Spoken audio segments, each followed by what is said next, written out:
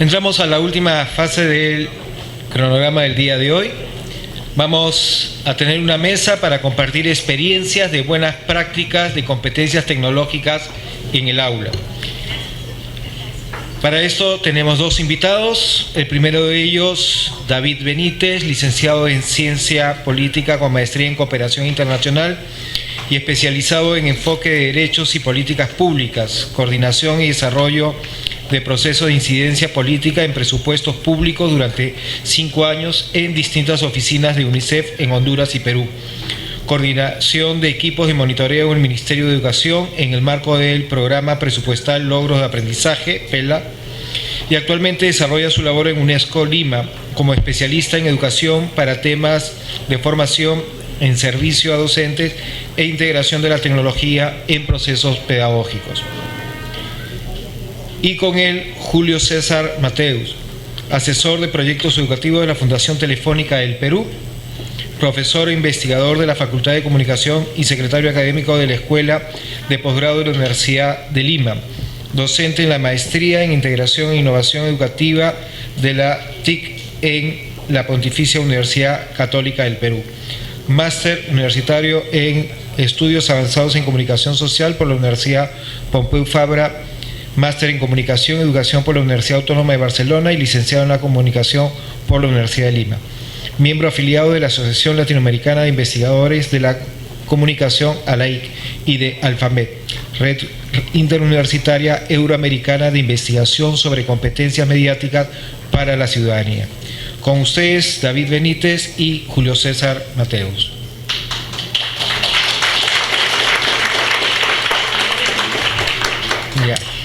Hola, buenas tardes con todas y todos. Yo les voy a realizar una breve, espero breve presentación del trabajo que hace UNESCO en relación a las experiencias educativas en TIC.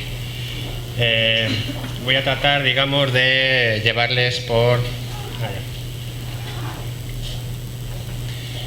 a través de estos 3 puntos que les presento a continuación. En primer lugar, UNESCO y la promoción de las TIC en educación, una suerte de marco general sobre cuál es el trabajo que está realizando UNESCO y cuáles son, digamos, los lineamientos de política y estrategia que se están implementando a lo largo del mundo. La segunda es revisión comparativa de iniciativas nacionales de aprendizaje móvil en América Latina. Se trata de un estudio que se realizó con el Instituto de Planificación Educativa de Buenos Aires y que trata los casos de Colombia, Costa Rica, Perú precisamente y Uruguay. El tercero, un breve repaso a los hallazgos y buenas prácticas del trabajo que estamos realizando con Fundación Telefónica en el proyecto de sistematización de buenas prácticas con docentes apoyados en tecnologías de la información y la comunicación.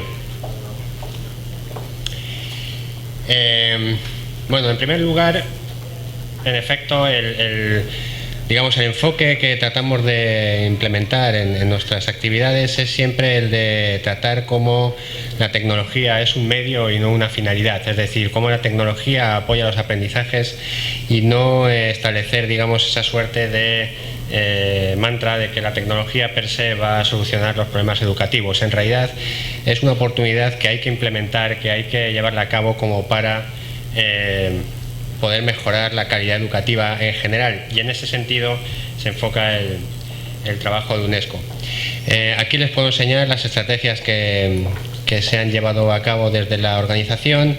Es una suerte de compendio de 6 estrategias y que básicamente están enfocadas en que la tecnología mejore la calidad educativa desde, digamos, una noción de la tecnología que lleve la equidad a todos los aspectos del sistema educativo.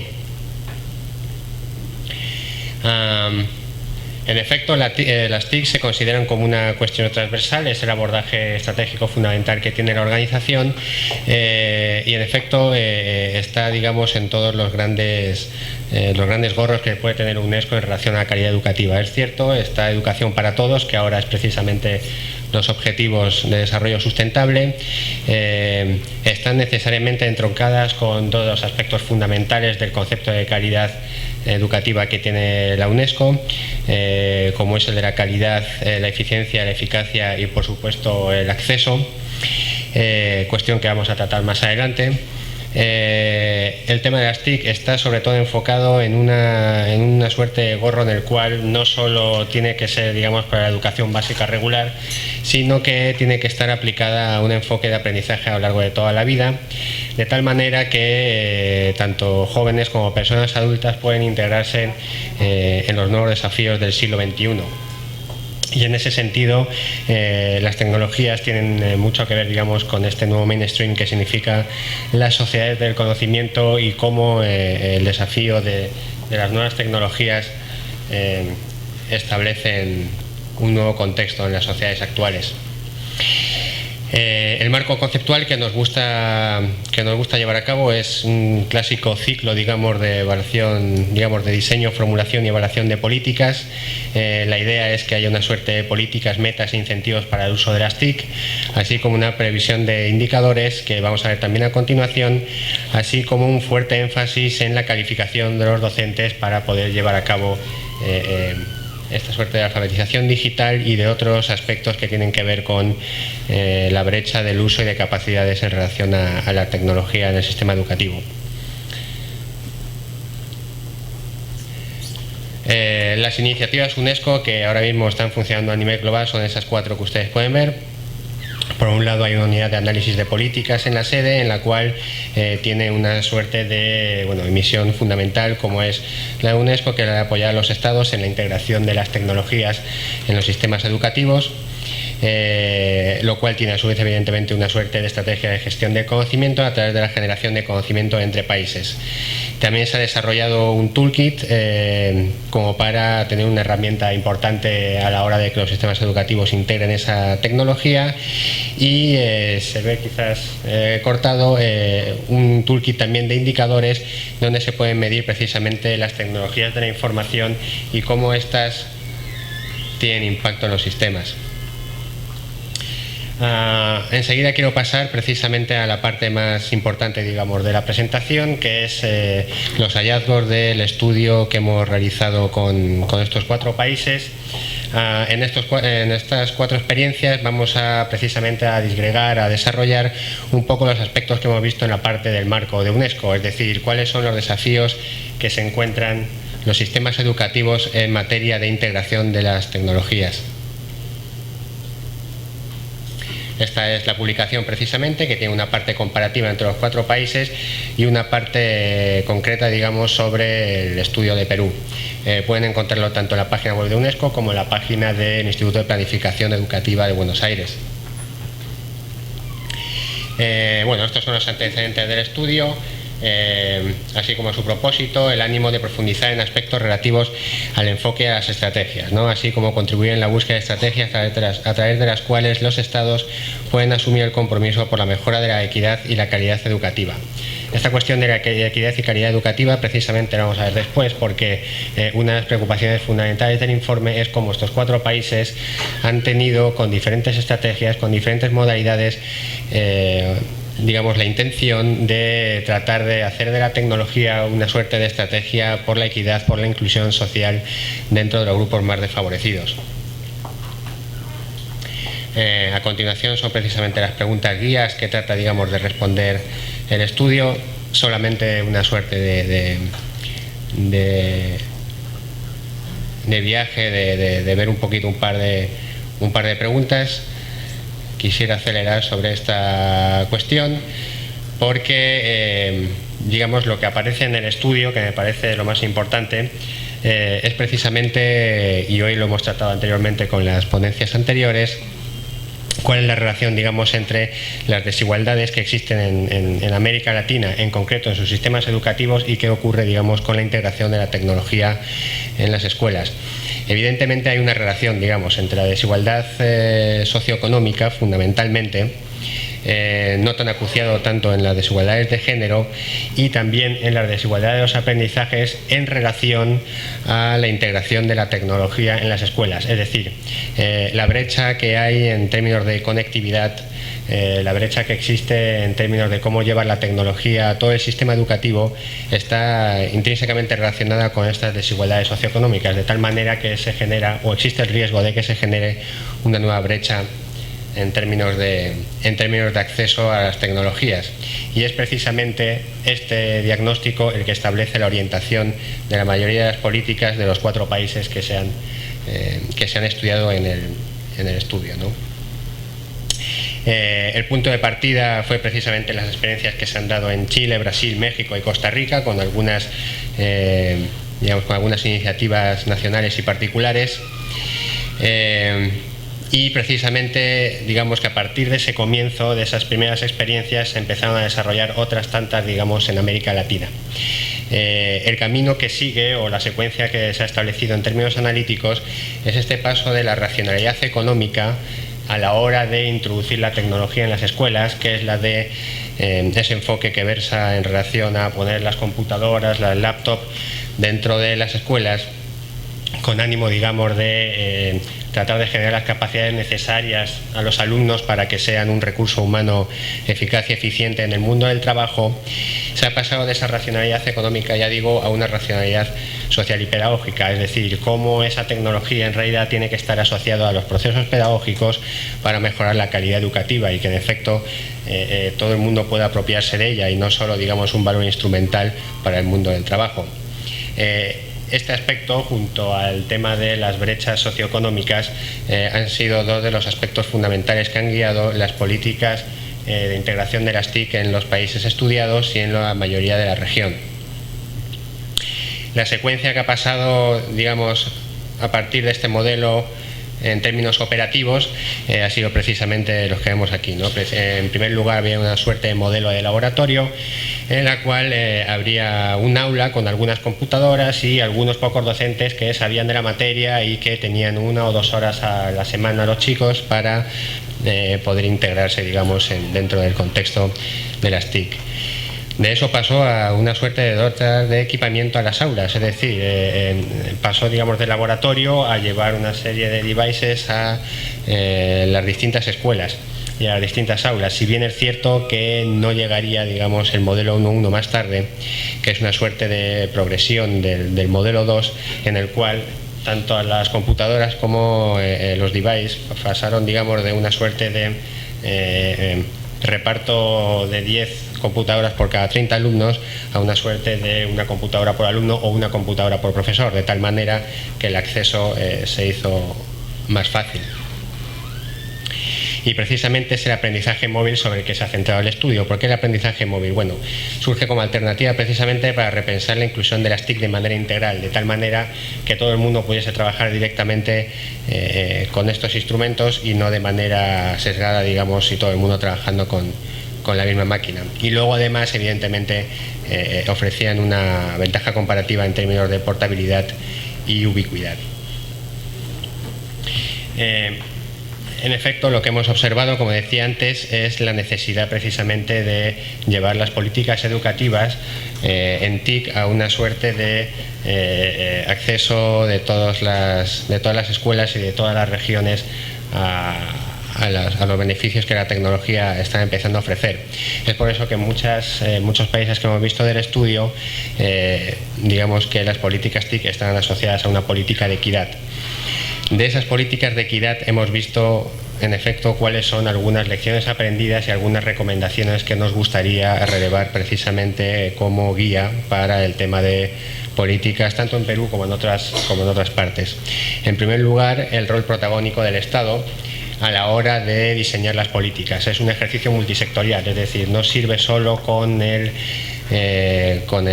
sector educativo, sino que además también tiene que estar integradas tanto las empresas que tienen que ver con la logística como otros sectores que tienen que ver con industria, comunicación, etcétera. Es decir, tiene que ser un esfuerzo complejo y multiactorial también. La otra cuestión es la sostenibilidad. Lo que hemos visto es que las políticas que tienen una planificación al medio y largo plazo, evidentemente, son las que mejores han funcionado para introducir las tecnologías como una cuestión dentro, digamos, de la dinámica pedagógica de las escuelas. Por otro lado, la articulación de políticas TIC con la política educativa. Otra vez, la idea de que las políticas TIC no contribuyen, pero sí resuelven, es decir, tienen que estar asociadas directamente con los objetivos de enseñanza que se persiguen. De nada vale, por así decirlo, establecer algunas experiencias piloto que no están, digamos, asociadas a los objetivos educativos que persigue el país, porque al dejarlos descolgados, evidentemente nunca acaban de integrarse a los vectores fundamentales que promueven la calidad educativa en relación a sus objetivos. Finalmente, la necesidad de definir el modelo de integración de las TIC para garantizar la sostenibilidad. En relación a la cuestión anterior, la tecnología tiene que estar basada en un modelo en el cual se piensa la educación como un todo y donde las tecnologías tengan un papel protagónico. Por otro lado, la política de soporte tecnológico es fundamental y tiene que estar, digamos, establecida por nivel de gobierno, por tipología e incluso por actores. Hay algunos soportes tecnológicos aquí en Perú, como por ejemplo el tema de Perú Educa, pero deben de diversificarse y de profundizarse como para dar la cobertura necesaria e introducir, digamos, políticas de equidad dentro de las políticas TIC. Una cuestión fundamental es la política de reciclado de desechos electrónicos. Este suele ser una carencia general, pero es absolutamente imprescindible el hecho de poder tener algunas empresas o quizás posiblemente incluso también el Estado que pueda dar una serie de continuidad a las computadoras que quedan obsoletas de alguna manera, ¿no? Otro gran vacío que convendría desarrollar son los diagnósticos sobre las capacidades de los docentes en capacidades digitales. En esto voy a tratar de desarrollar un poquito más después. Es decir, es necesario por completo el hecho de poder ver en qué momento se encuentran los docentes en relación a su relación con la tecnología. Lo que sabemos es que el primer paso evidentemente es la cuestión de la alfabetización digital y todavía no sabemos exactamente en qué se encuentran, ¿no? Sí, es cierto, algunos manejan el correo electrónico, algunos manejan algunas plataformas, pero no sabemos qué tanto tenemos capacidades en ese sentido, ¿no? Y en la misma línea establecer un monitoreo de distribución, estado y uso de las tecnologías en el aula, sobre la cual falta mucho por hacer. La mayoría de las políticas, como ya decía, tenían, digamos, un enfoque en el acceso. La política TIC como una suerte de progresividad a la hora de incluir la equidad. Claro, evidentemente en la práctica el mayor de los obstáculos que uno puede encontrar a la hora de tratar de fomentar la equidad a través de las políticas TIC es que en efecto no haya conectividad, y si no hay conectividad es bastante complicado poder desarrollar una política en toda su complexión. Y lo que genera evidentemente son cuestiones de brechas de uso, en los cuales los distintos aparatos tecnológicos que empiezan a poblar en las escuelas no tengan el suficiente uso o el uso que sea mal utilizado de alguna forma, ¿no? Lo otro, bueno, la conectividad, en efecto, las políticas públicas tienen que ir de la mano con empresas de telecomunicación, como decíamos anteriormente, y en esta cuestión sí me quiero detener porque sí me parece que es fundamental y que de alguna manera adelanta también el tema que vamos a ver de mañana sobre la cuestión del currículo en relación al desarrollo de los contenidos digitales, sobre todo en lo que tiene que ver con el fenómeno de la infoxicación, que es un neologismo que a mí particularmente me gusta mucho porque, digamos, abarca una realidad que hay que afrontar de alguna manera, y el currículo como oportunidad. ¿Qué es lo que ocurre con los contenidos digitales? Sabemos cómo es el fenómeno, digamos, de Internet. Hay un montón de información en Internet, pero no sabemos exactamente cuál es la información que realmente es pertinente como para desarrollarla en contenido y por tanto que ser filtrada, digamos, en los sistemas educativos. Todos los estados tienen que tener la responsabilidad de ver cómo lo que se produce en Internet en materia de información puede ser válida para los jóvenes del mundo entero. Es decir, si no conseguimos captar cuál es la aguja dentro del pajar, dentro de toda la información que hay en Internet, existe un riesgo bastante alto, digamos, de perdernos en el camino. Y en ese sentido la infoxicación, como una suerte, digamos, de unión de dos conceptos, en la cual demasiada información, por así decirlo, tiene un efecto tóxico en la medida en que uno no sabe cómo poder construir un conocimiento más estructurado, es un fenómeno, digamos, de los últimos tiempos y que es un riesgo patente. Por el contrario, evidentemente el currículo lo que formula es una oportunidad, es decir, cómo encontrar esos contenidos digitales que tendrían que estar en el currículo con el abordaje estratégico que fuere, ya sea a través de una transversalidad a lo largo de todas las materias o incluso tratando de establecer una materia concreta de las TIC dentro del mundo, en la medida en que se estudia la sociedad del conocimiento y cómo el medio audiovisual funciona, y no solo, digamos, el hecho de saber utilizar una máquina, ¿no? Estos son voy a tratar de adelantar porque creo que me queda poco tiempo. Estos son otros aspectos que tienen que ver con hallazgos y recomendaciones. En efecto, hay que crear un plan de disposición de desechos electrónicos, elaborar un modelo financiero para hacerlo viable. En fin, son cuestiones, digamos, de condición sine qua non para desarrollar una política. Y quisiera detenerme brevemente en la cuestión de la formación docente en relación a las políticas TIC. Esto es otro insumo que ha preparado UNESCO en relación a la formación de los docentes en TIC. Voy a tratar, digamos, de establecer 2 o 3 cuestiones centrales. La primera es que, se estima que aproximadamente el 30% del presupuesto de la política TIC tendría que ir destinado al desarrollo de capacidades. Evidentemente los docentes son los actores centrales, y si ellos no saben, digamos, trasladar los aprendizajes y tratar de integrar la tecnología en procesos pedagógicos más complejos, difícilmente se van a llegar a los objetivos que estamos pretendiendo. Y evidentemente, para que eso ocurra, digamos, los agentes de formación, facultades y escuelas de educación, como decía antes la anterior frase que presentaba, tienen que ser auténticos, verdaderos laboratorios de incorporación de las tecnologías. De lo contrario, es difícil que los docentes puedan desarrollar sus capacidades TIC. En este sentido, el documento desarrolla una suerte de 3 pasos a la hora de formular capacidades en los profesores en relación al tema de las TIC. En primer lugar, es una alfabetización en TIC en la cual se aprende sobre las mismas. La segunda, la aplicación de las TIC en el marco de cada asignatura, es decir, aprender de las tecnologías de la información y la comunicación. Y el tercer paso sería el uso de las TIC como instrumento cognitivo para la interacción, es decir, aprender con las TIC.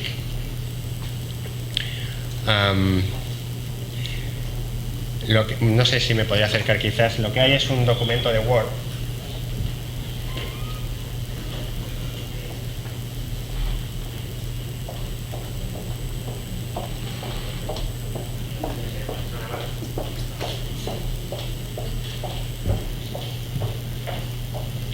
Lo que hay es un documento de Word que vendría a resumir un poco esta idea. Es decir, lo que UNESCO ha desarrollado como apoyo para los países es una suerte de guía como para que los profesores puedan establecer, digamos, o aprender de cada uno de los 3 estadios que les hemos mostrado anteriormente, en una suerte de división por competencias.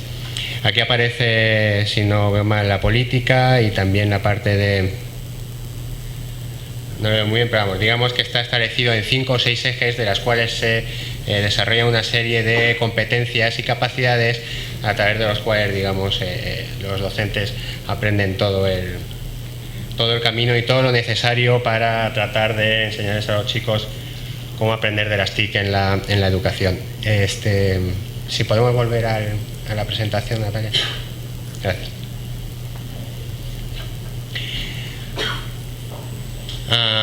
Y claro, si estamos hablando de docentes, evidentemente tendremos que hablar del rol directivo. El rol directivo es absolutamente fundamental. Lo que apuesta UNESCO es por el liderazgo tecnológico pedagógico, que tiene que ver con 3 aspectos fundamentales que están ahí señalados, pero ya no solo es esto, es una cuestión también de riesgos que se están identificando en las distintas escuelas. En la experiencia que hemos tenido en el estudio y en otros estudios también de la literatura especializada, lo que hemos visto es que si no hay una cabeza, un liderazgo en la escuela en relación a la tecnología, ocurren muchos riesgos, como por ejemplo esta suerte de polarización de digamos, los apóstoles de la tecnología versus los escépticos de la tecnología. Lo que hemos visto es que hay docentes que están entusiasmados con la tecnología y hay una suerte de liderazgo natural de estos docentes que tratan de impulsar esa tecnología dentro de las escuelas, pero por otro lado están los escépticos que generalmente no o no confían mucho en la tecnología o no saben utilizarla demasiado, y entonces se crea una suerte de polarización en la cual el director trata, digamos, de mediar, pero que no tiene las herramientas como para poder llevar a cabo una escuela con la tecnología integrada dentro de toda la dinámica, tanto organizativa como pedagógica. Bueno, aquí simplemente señalar algunos ejemplos de cómo podría ser una evaluación de política en relación a la integración de las TIC en las escuelas. Aquí 4, precisamente lo estábamos viendo antes con la PISA con Andreas, en la comprensión lectora digital, y otra serie, digamos, de fuentes en las cuales se pueden buscar datos en relación a la tecnología en las escuelas. Y solamente detenerme en un par de aspectos que deberían de guiar también la formulación de las políticas. Yo le he llamado algunos mitos. Es cierto que siempre en la investigación, si se dice una cosa, generalmente también hay una cuestión que dice la contraria. Generalmente hay mitos en relación al tema sobre todo, al tema de los nativos digitales. Es decir, estos jóvenes que ya nacen, digamos, con todo el entorno de las tecnologías.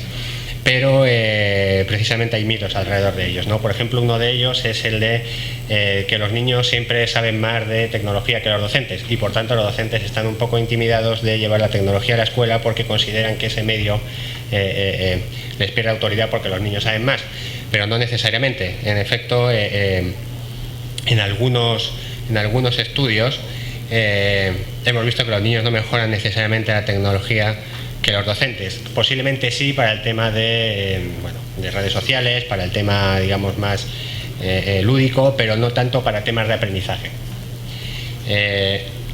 Lo anterior que estábamos viendo es que los niños no tienen siempre una buena recepción de la tecnología, que posiblemente esté relacionado con los datos que nos presentaba Andreas anteriormente, en la medida en que, por ejemplo, en algunas escuelas de secundaria lo que se ha visto es que viendo que el docente trataba de entrar en un espacio privado en el cual los jóvenes interactúan, como son el WhatsApp o el Facebook, considera una especie como de intromisión de que la escuela, digamos, y los actores de la escuela traten, digamos, de introducirse en un universo privado de los jóvenes que consideran como suyo. Entonces, no necesariamente tienen una buena entrada. Digamos, hay que ver las estrategias y ver qué es lo que mejor funciona en ese sentido. Bueno, y finalmente, ya terminando, porque creo que me queda poco tiempo, ya me he pasado incluso, algunos aspectos que hemos trabajado precisamente con Telefónica en el proyecto que hemos tenido y que estamos teniendo en relación a la sistematización de buenas prácticas. Empezamos en 2012 con ellos, hicimos un convenio y empezamos con 40 directores de escuela. Nuestra relación continuó durante 2013 y 2014 en lo que tuvo que ver sobre todo el desarrollo de capacidades de los docentes, como para promover innovaciones educativas, proyectos de innovación educativa, y que a su vez estos fueran de alguna manera sistematizados dentro de un enfoque de crítico reflexivo, de tal manera que los docentes pudiesen aprender a través de su práctica. Esta cuestión es clave porque evidentemente para integrar la tecnología dentro de las escuelas los docentes tienen que comprender cuáles han sido los factores que han movido, digamos, la innovación. En ese sentido seguimos, digamos, en ese esfuerzo. Yo no quisiera entretenerme mucho más. Estos son los objetivos del estudio, del proyecto. Este año tenemos el enorme, digamos, el reto de llevar a cabo una capacitación de 800 docentes, y la idea otra vez es de tratar de llevar la tecnología a las aulas y cómo estos tienen un efecto dentro de las prácticas pedagógicas. Bueno, algunos resultados, 70% están orientados a comprensión lectora y matemáticas, lo cual puede ser, digamos, también significativo. Y finalmente, bueno, una frase precisamente de nuestro director de Unidad de Políticas en París, y con esto quería terminar. Muchas gracias.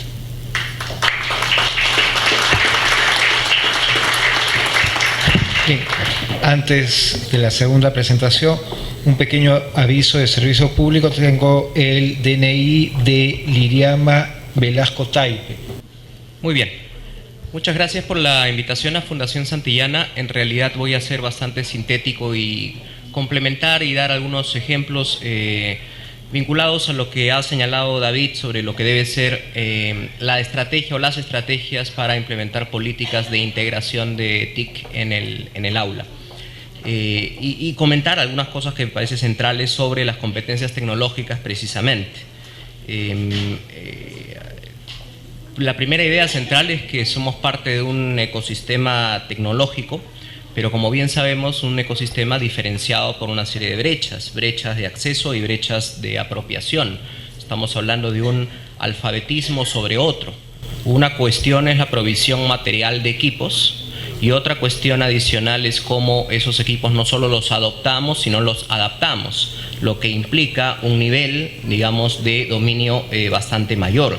Y yo creo que este reto sobre reto son retos que no se disipan, sino que por el contrario se acumulan, y es importante además en este contexto electoral prestar bastante atención sobre cuáles son los proyectos tecnológicos en la escuela de los que estamos escuchando. En realidad no estamos escuchando de ninguno, deberíamos estar escuchando sobre eso.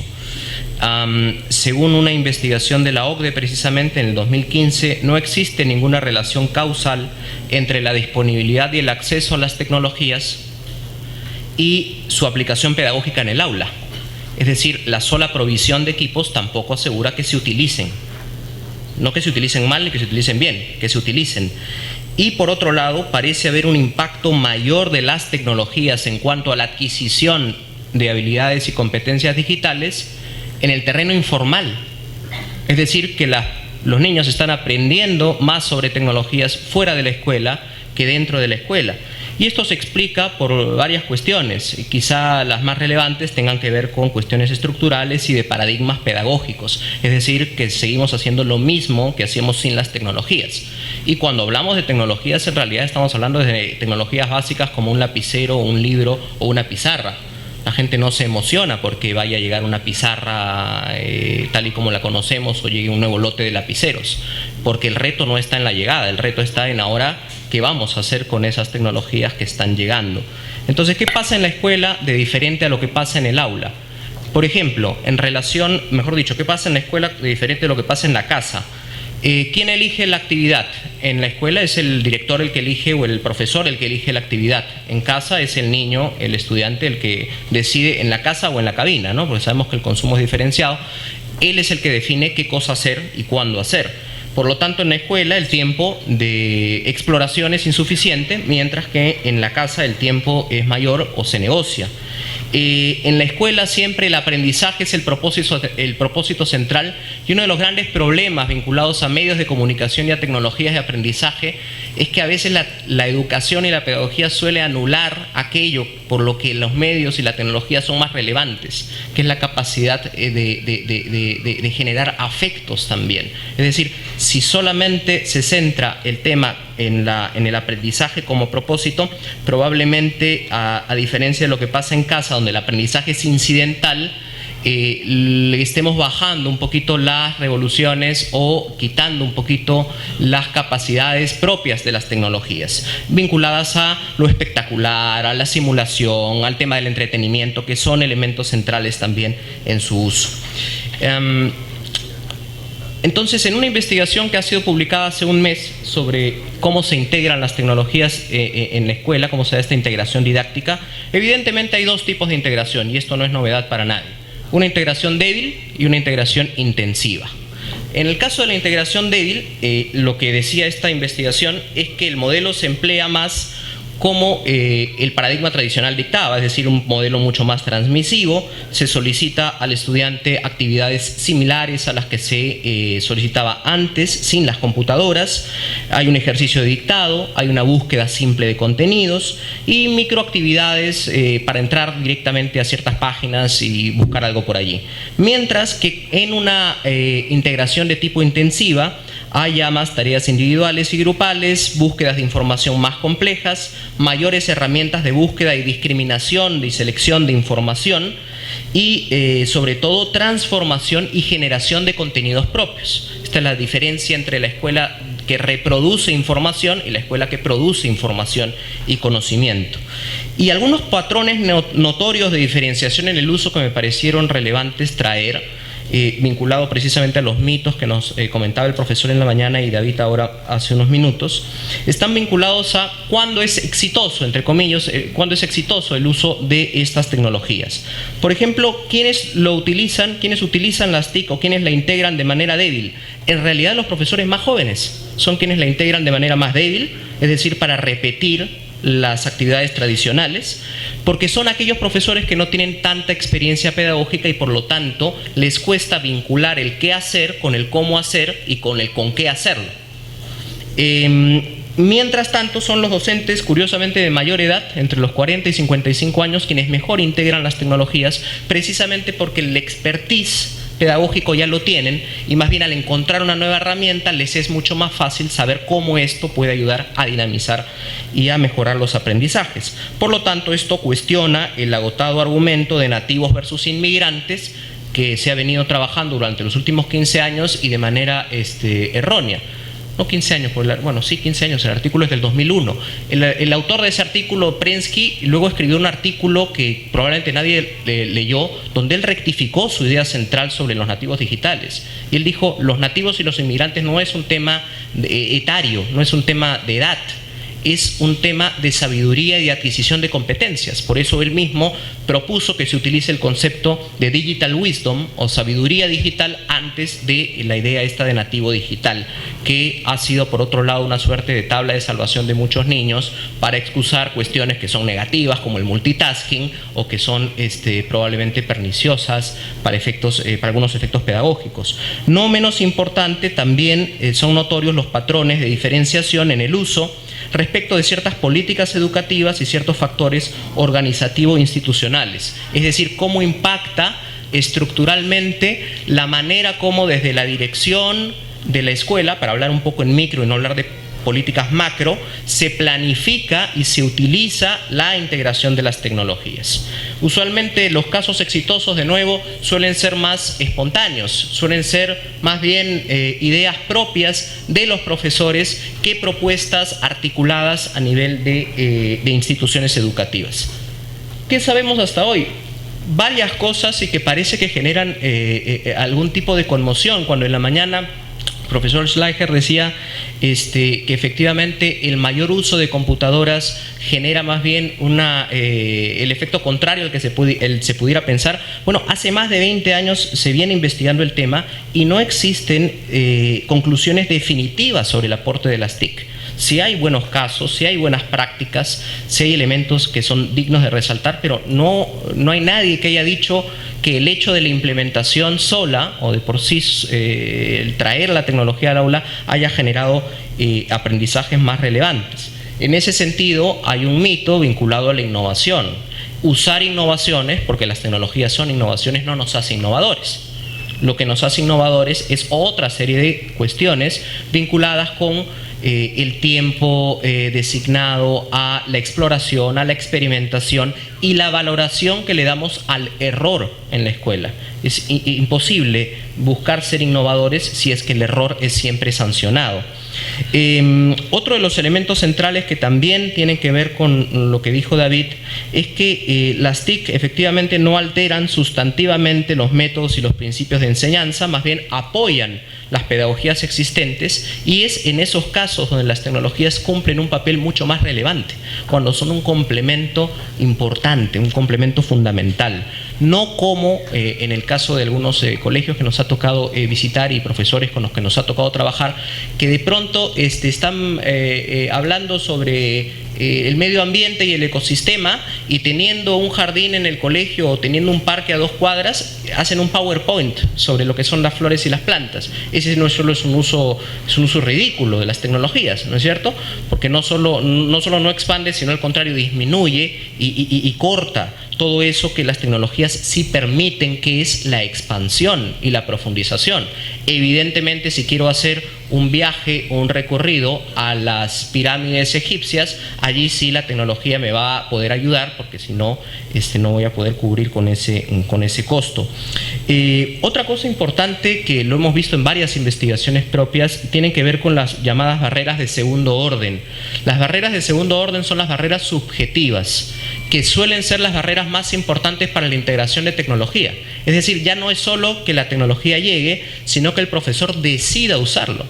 Hay muchos casos, en los que no tenemos tiempo de contar, donde la tecnología ha generado, al contrario, un gravísimo problema, porque el profesor ha tenido recién, a partir de la llegada de tecnología, que pensar: ¿y ahora qué cosa voy a hacer? Me veo forzado. Por eso es que repite los mismos ejercicios que hacía tradicionalmente sin ellas.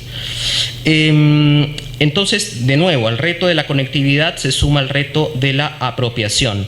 La aplicación de las tecnologías siempre debe ser analizadas en contexto, no se importan modelos, se crean a partir de las propias necesidades, y ahí hay una cuestión muy importante por parte de los profesores. Y por supuesto, las TIC, ¿cuándo tienen mayor impacto? Los mayores casos de éxito en intervenciones pequeñas, es decir, cuando se utilizan de manera colaborativa, cuando responde a intervenciones cortas e intensivas, cuando tiene una aplicación de refuerzo o tutoría. Esto de aquí son resultados de investigación. Y mucho de esto que estoy señalando parece más bien contradecir varios de estos mitos que siempre, que siempre señalamos, ¿no? Esta idea de hay que ir durante 4 horas todas las semanas. ¿Para qué vamos a ir a usar las computadoras? ¿O para qué vamos a traer las computadoras uno a uno? Si el tema central no está, digamos, agotado. Y es ¿para qué? ¿Cuál es el sentido? La carencia de sentido, creo yo, siempre es el problema fundamental en el cómo integrar las tecnologías. Entonces yo traje algunos ejemplos basados de un concurso de innovación educativa que Telefónica organiza ya hace muchos años, para poder relacionar, ¿no es cierto?, esto que nos plantea la UNESCO como las estrategias básicas de integración tecnológica con algunos ejemplos reales y concretos. Por ejemplo, en el campo de la personalización, a un profesor arequipeño se le ocurrió hacer esto, se le ocurrió hacer un modelo de gestión inteligente de aprendizaje personalizado. Entonces tenía como premisa esta idea de la enseñanza personalizada de acuerdo al perfil y estilo de cada alumno, y creó él un sistema mediante el cual, si el usuario estaba más orientado de pronto al aprendizaje teórico, los contenidos se presentaban como sistemas, como conceptos para analizar. Si era un aprendizaje más pragmático, entonces lo que le planteaba eran más casos, ejercicios. Si era más activo, entonces había mucho más juegos, todo sobre un mismo tema. El profesor tuvo su grupo control, su grupo experimental, y resultó que el tipo de aprendizaje a través de esta herramienta era muchísimo más potente, o podía ser muchísimo más potente. Para que un profesor logre hacer esto, evidentemente, tiene que tener ciertas competencias tecnológicas mínimas. Pero no se trata solamente del desarrollo de software o de programas complejos. Como veremos más adelante, por ejemplo, también la UNESCO nos invita a que cuando integremos las tecnologías, el foco sea el aprendizaje. Y cuando hablamos del foco en el aprendizaje, estamos hablando del desarrollo de habilidades más amplias. Y respecto a esto hay una serie de ejemplos de muchos profesores. Yo he elegido al azar casos, ¿no?, de profesores ganadores del concurso, que no es que utilicen una o que se ciñan a una de estas estrategias. Yo creo que tienen más de una, pero creo que el énfasis probablemente está en alguna de ellas. Por ejemplo, este profesor, que tiene un blog que parte de una necesidad concreta. A su colegio no llegaban materiales de aprendizaje, o no llegaban materiales suficientes, y él quería y creía y cree en la enseñanza asíncrona, es decir, que la enseñanza no solo se da en el momento de la clase, sino cuando termina la clase. Entonces se dedicó más bien durante sus clases a generar expectativas sobre una serie de temas, a dejar una serie de preguntas y a invitar a los niños a utilizando la computadora y una página web que él había creado, a explorar por sus propios medios una serie de elementos y más bien traer los resultados de esa exploración al aula. Entonces ahí vemos, no estoy enseñando nada demasiado elaborado ni mágico, estoy hablando de cuestiones muy concretas que maestros peruanos están utilizando para cumplir un poco con estas estrategias. ¿Qué más nos dice UNESCO? Nos habla de la expansión. A esto me refería hace un momento con la idea de utilizar computadoras o tecnologías para hacer cosas que podemos hacer en la vida real, en la vida material, para usar un término mejor. Entonces se me ocurría compartir con ustedes este concepto de un profesor que enseñaba ciencias naturales y que hizo un blog interesantísimo sobre la célula. Uno dirá, ¿y qué tiene de innovador esto? ¿Dónde está la parte tecnológica? Bueno, resulta que en el colegio no tenían ni un solo microscopio. Y el profesor logró, a partir de buscar en distintos medios, traer y componer una suerte de sitio donde los niños podían ver magnificados los objetos. Entonces, ¿esta es una innovación? Depende, pues. ¿Para qué colegio es una innovación? Para aquel colegio donde no existían estos elementos mínimos, porque como señalábamos hace un momento, la innovación debe ser trabajada siempre en contexto. Entonces, en este caso, el profesor identifica una necesidad, ve que la tecnología la puede resolver y crea un producto que no tiene nada de complejo, es simplemente organizar información. Otro de los elementos de integración de TIC que nos propone UNESCO tiene que ver con la generación de nuevas experiencias. Y aquí, por ejemplo, una cosa curiosa, un profesor de religión se le ocurrió usar código de programación y utilizó esta plataforma que se llama Scratch, que es un software gratuito que hizo el MIT, que permite aprender código muy básico.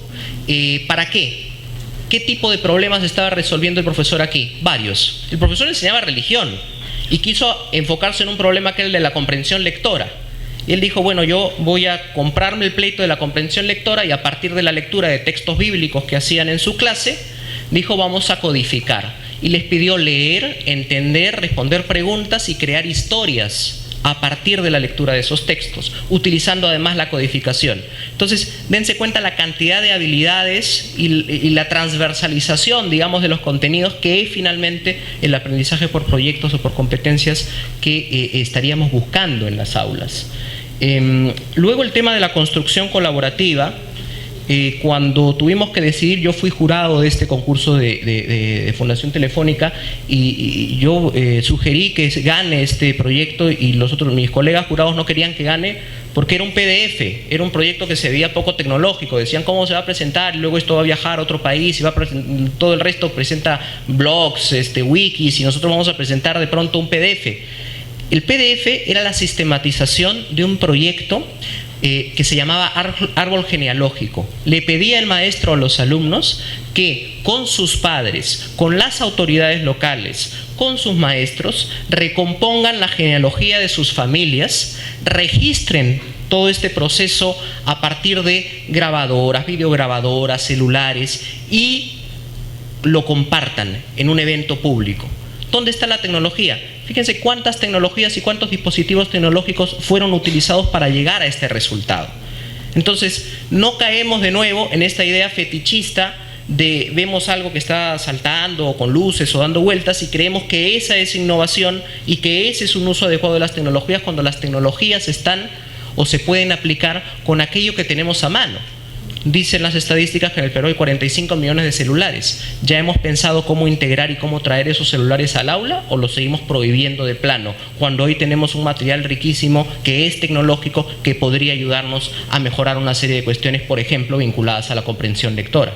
Porque saber escribir un mensaje de texto o saber sintetizar ideas en 140 caracteres supone, por supuesto, un tipo de competencia bastante compleja. Y por último, este asunto del conocimiento basado en evidencia es bien importante, no solo para los que hacen políticas, para los policy makers y para los decisores investigar, sino para los propios maestros, que los proyectos que planteen en el aula sean proyectos basados en alguna evidencia. Hay abundante información, pero los maestros tenemos que volver a ser los maestros investigadores, ¿no? De los que hablaban Paulo Freire y otros grandes pensadores y pedagogos. Hemos dejado de investigar y creemos solamente que comprando libros de texto vamos a reproducir lo que dice el currículo y con eso está terminado. No, miremos el objetivo y para eso uno ha estudiado. Busquemos la mejor forma de transmitirlos, de crearlos, de regenerarlos, de transformarlos y veamos si la tecnología es conveniente o no. Si la tecnología no es pertinente, no hay ningún problema. Y si de pronto conocemos alguna tecnología, pues podemos adoptarla y adaptarla. Y en ese sentido, la creación de comunidades de aprendizaje Perú Educa, que es un portal muy relevante, Educared, que es el que tiene Fundación Telefónica. Esos son espacios de interaprendizaje donde los maestros de distintas regiones intercambian experiencias y aprenden entre ellos. Y yo siempre insisto, no pongan solo sus proyectos exitosos, pongan sus fracasos. Probablemente de los fracasos que ustedes compartan vamos a aprender más. Porque lo interesante en una innovación es que es bien difícil que se pueda copiar y pegar. Lo que se puede hacer es mejor leer el proceso y ver lo que llevó a conseguirla. Y ese es un aprendizaje que a mí me parece fundamental. Por lo tanto, ya para terminar, unos 4 apuntes. En los que siempre insistimos en el trabajo con los maestros, porque trabajamos en el aula, no con los profesores. Muchos de los proyectos parten del interés de crear y de incorporar tecnologías. Entonces, ¿qué hacen los maestros? Dicen, ya, voy a poner un blog. Y luego se preguntan qué cosa van a hacer con el blog. Entonces termina todo el elemento distorsionado. O sea, están empezando por la última parte. Primero diagnosticar. ¿Diagnosticar qué? ¿Con qué competencias digitales o tecnológicas cuento yo como profesor? ¿Qué herramientas y qué tecnologías están a disposición de los alumnos? Para no proponerles de pronto, vamos a entrar todos a este super software y nadie tiene conectividad en su casa. Eso no tendría sentido. Este trabajo de diagnóstico micro en el aula le puede servir al maestro precisamente para la planificación y para el diseño de interesantes sesiones de aprendizaje. Entonces, partir de la detección de la necesidad previa y acercarse. Yo creo que todo es una cuestión de actitud. Mientras el maestro más se acerca a las tecnologías, puede discriminar mejor cuáles vienen bien, cuáles le pueden servir, a cuáles le pueden sacar más provecho. Es evidente, en toda investigación siempre aparece lo mismo. A más conocimiento, a más prueba, a más error, ese es el verdadero activador. Los ganadores de estos concursos no son personas que hayan llevado cursos de ingeniería de sistemas, ni que tengan competencias extraordinarias diferentes a las que nosotros podamos tener. Son gente curiosa, interesada, que dedica su tiempo libre a ver y qué tecnologías nuevas hay y cómo puedo integrarlas. Entonces la actitud, creo yo, sigue siendo la cuestión más relevante. Y más que las innovaciones en sí mismas, como decía hace un momento, son replicables los procesos que llevaron a conseguirlas. Por lo tanto, la necesidad, creo yo, de trabajar en estos aspectos y además de trabajar en el tema de la sistematización. Muchos lindos proyectos que presentan a los concursos y que los profesores quieren compartir tienen el grave problema de no poder expresar realmente lo que quieren hacer, ni tampoco poder señalar con evidencia cómo miden lo que dicen medir. Entonces dicen, mira, yo a partir de ahora estoy usando el Facebook en mi clase y ahora todos están felices. Ya, pero ¿qué cosa has puesto? ¿Un test? ¿Has conversado? ¿Tienes material cualitativo? ¿Tienes material cuantitativo? ¿Cómo puedes medir? Ese proceso de medición es parte de un proceso de sistematización en el que todo el maestro debe insistir siempre. Este es el modelo con el que termino, que es un modelo que probablemente ya conocen, y es el modelo que para mí mejor encuadra en la integración. No está. Era el efecto de expectativa, ahora sí. Es el modelo que para mí mejor enmarca el uso de las tecnologías y la integración de las tecnologías en el aula. Primero, el conocimiento disciplinario. Los maestros han sido formados en una disciplina particular. Saben de geografía, saben de historia, saben de filosofía, saben de matemática. Luego el conocimiento pedagógico. Saben de pedagogía. ¿Cómo se inserta la tecnología como una tercera pata de esta mesa? No sé si hay mesas de 3 patas, pero entienden la idea. El conocimiento tecnológico, lo que está en el medio, lo que es común a estos 3 ámbitos, eso es lo que permite finalmente el éxito de los proyectos. Si tienen interés, les dejo 3 referencias que pueden fotografiar y eventualmente luego consultar, que creo que son muy ricas y muy importantes y que pueden ayudarnos a seguir profundizando en estas ideas. Muchas gracias.